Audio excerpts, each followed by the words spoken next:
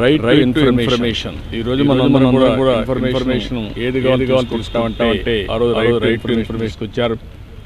Right to education కంపల్సరీగా చదువుకోవాలి, ఆ విధంగా రైట్ టు ఎడ్యుకేషన్ తీసుకొచ్చారు.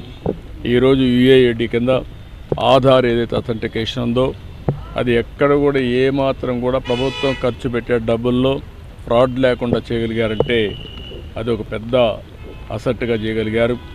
ఇలాంటి వినూత్నమైన పాలసీలు తీసుకొచ్చిన వ్యక్తి మన్మోహన్ సింగ్ గారు.